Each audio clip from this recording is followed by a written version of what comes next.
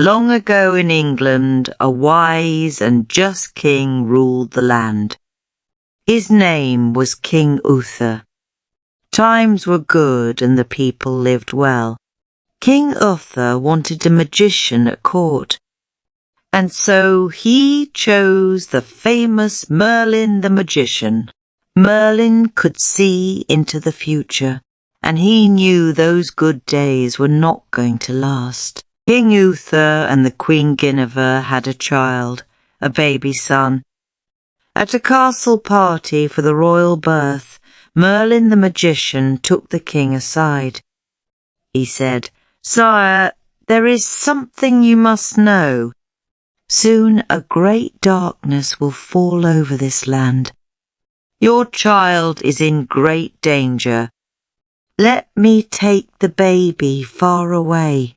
I will be sure he stays safe." "Merlin," said the king in surprise, "you are a great magician, and you are my friend. But there is no way we would let anyone take our child away." Sadly, soon after the child's birth, the queen died.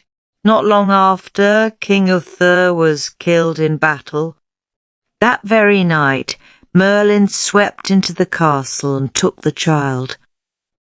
The next morning, the royal nurse went into the nursery. Alas, an empty crib. In fear, the nurse, the nobles and servants looked everywhere.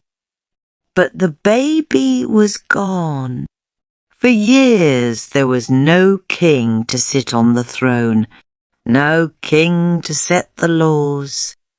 Men of high rank fought each other to be king.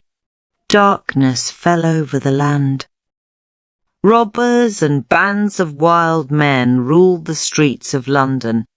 Evil men broke into houses and took what they wanted. Travellers on the roads were jumped and robbed. The people of England lived in fear. Yet far away there was a quiet place. A good knight, Sister, lived in peace with his 2 sons. His first son was named Kay. His younger son, Arthur, had been adopted as a baby. Years before, a stranger had come to Sister Ector with a baby. He asked if Sister Ector would raise the child. The old knight took the baby in his arms, glad for a second child. He named the baby Arthur and raised the child as his own. When Arthur was 10 years old, the same stranger returned to Sir Ector's home. He could read and write, and so Sir Ector hired him to teach his 2 sons. Kay could not sit still for lessons, and he stopped coming. But Arthur listened with wide eyes. He learned everything. I bet you have guessed by now who that stranger was, none other than Merlin the magician. At the end of each day, when Arthur finished his chores, that was time for the lessons. Merlin would sit with Arthur for hours and teach him about the world. Arthur was a thin lad, not strong like his big brother Kay. Merlin said not to worry about that. He said what mattered most was to have a heart that was big and strong. Merlin saw how the birds, foxes and deer followed Arthur. He could see that the boy had a very big and strong heart. By the time Arthur was 16, his brother Kay had become a knight. He was now called Sister Kay. Arthur loved nothing more than to serve his brother as a squire. He kept great care of his brother's tunic and helmet, his spears and lances. One day at lesson time, Merlin looked away. He stood up. "What is it?" said Arthur. "Arthur." "The people need hope," said Merlin. "Arthur, there is something I must do." I must go now." That night, when the night time was at its most dark, Merlin the magician came to London's Market Square. He stood in the middle of the square. He held both his arms high and pointed his wand to the stars. The next morning at dawn, people started to arrive at the market. There in front of them was something most odd. A block of white marble stood in the middle of the town square. Resting on the block was a giant stone the size of a very large rock. At the very top of the stone there was a golden sword handle and a few inches of the blade shining in the sun. Yet this was most odd. The rest of the blade was buried deep into the stone. None of this was there the day before. What's more, these words could be seen on the top of the blade. As soon as the crowd knew about the message, men jumped up to that white marble block. One after another, they gave the sword a yank. Each tried and tried, but the sword stuck fast. "It would not move," one said in gloom. "There is no man alive who could pull out that sword." "We'll see about that," said a voice in the crowd. The Duke of Cornwall, dressed in silks and ribbons, stepped up to the white marble block. "Hear ye, hear! Yeah," he said. "I call for a tournament to be held 1 month from today. Knights from anywhere and everywhere in England are invited to come. There will be contests and prizes, and a grand feast for all." The Duke said to his wife, "The Duchess, if I know men, this tournament will draw the strongest, finest knights in all of England." Said the Duchess. "Good idea, my dear. All we need is one knight who is so strong he can pull that sword from the stone. Then we will have a king again at last." The people danced and cheered. At last there was something to feel happy about. News of the tournament travelled fast, from castle to village to every far corner of the land. At last word got to the faraway home of Sister Ector. Sister Kay heard the news when he was polishing his helmet. "Arthur!" he called out. Arthur was once again by the woods, feeding birds from his hand. He set down a pile of seeds for the birds and a pile for the squirrels. Then he ran fast to see his brother. "There you are," said Kay. "There will be a tournament in London. We must set out at once." What great news! Arthur had never been more than a few miles from home. He would be the best squire ever for his brother. Arthur ran back to the house. In the courtyard his father was getting the horses ready. Sister Ector and his 2 sons rode through London on their way to the tournament. Riding through the market square, something shiny glinted in the sun. "That sword looks like it goes right into that stone," said Arthur. "But how can that be? That's impossible." But why were guards standing all around it? The father and his 2 sons reached the tournament. Sister Kay ran off to get in line to register. Sister Ector greeted many old friends, dukes, earls, barons, counts and countesses. Arthur sat in their tent polishing his brother's helmet till it shone bright. A bugle sounded. The tournament was about to begin.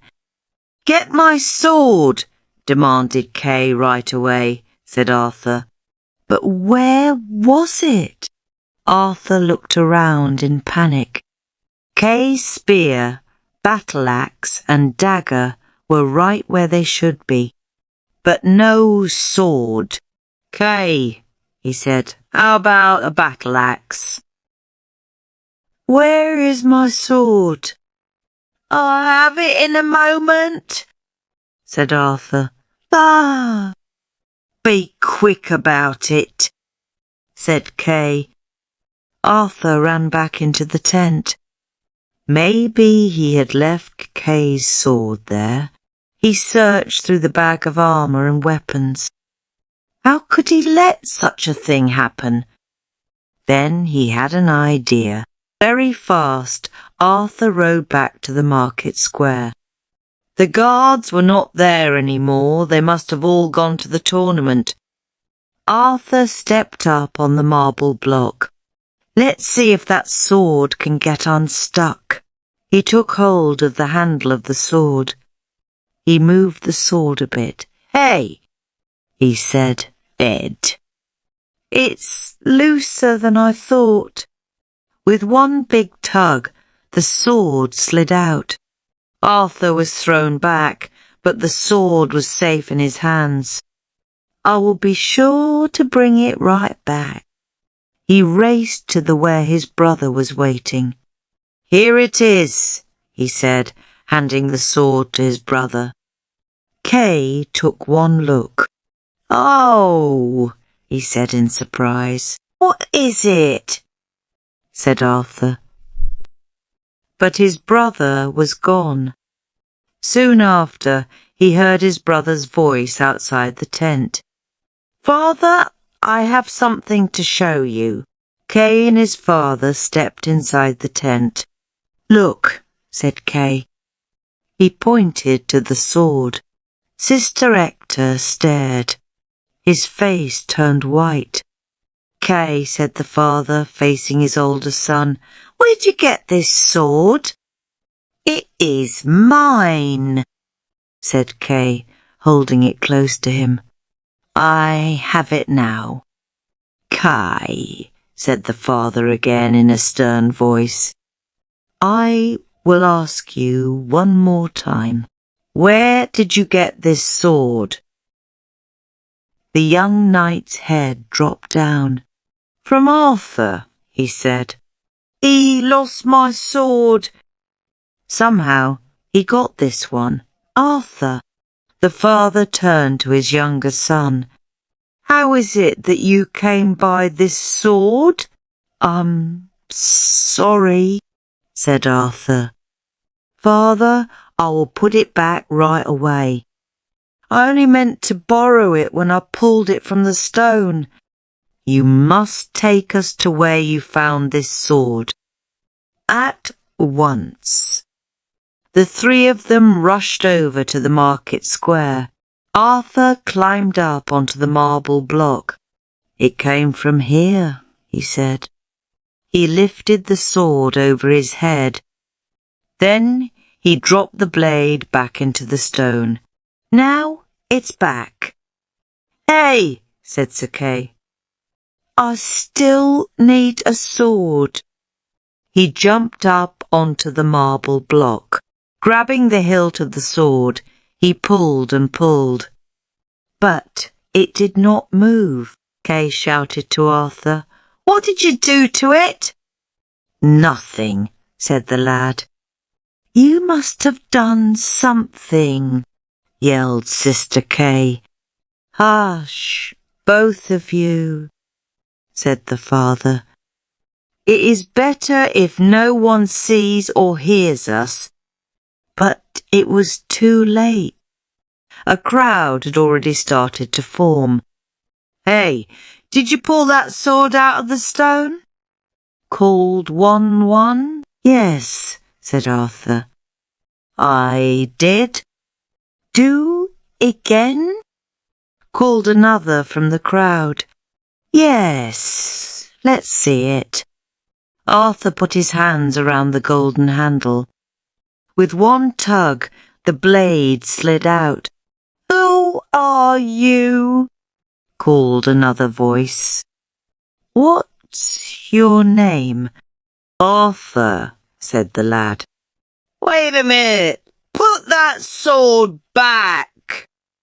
A tall knight pushed forward from the crowd. Anyone can pull it out once it's been pulled. Go ahead. Put it back, son, said a voice. It was the Duke of Cornwall, the one who had called for the tournament. All right, said Arthur. He slipped the blade back into the stone with ease. Let me at that now, said the tall knight. He jumped up and grabbed the handle of the sword. But pull and tug as he might, the sword would not move, not even a bit. Another knight tried, then another, but no one could move the sword. Some waited, thinking the longer they pulled the sword, the looser it would get. But when each man took their turn, the sword did not move for them. Let the lad try now, said the Duke of Cornwall. Arthur, go ahead. Arthur stepped up to the stone again. In one motion he freed the sword. This time he held it high above his head. The blade flashed in the sun. Amazed, the crowd did not know what to think. One called out at last, He must be our new king. We have a king, called another. At last. Stop! Shouted the tall knight. Do you really think this skinny boy should rule over all of us? Yes, said a voice. All eyes turned around. It was Merlin the magician. I know this boy. I know his heart. There is no one in England who has a heart that is bigger and stronger than his. The sword has told us this young man is to be the next king of England. And there is something else. The lad, said Merlin, pointing to Arthur, is the true child of King Uther. He is the missing baby. Cheers began to ring out. Hail, King Arthur! Called someone from the crowd. Sister Ector fell to his knees. Then Sister Kay. One person after another fell to their knees too. All cheered. At last, a king had been chosen. A fresh young king and a new day for England,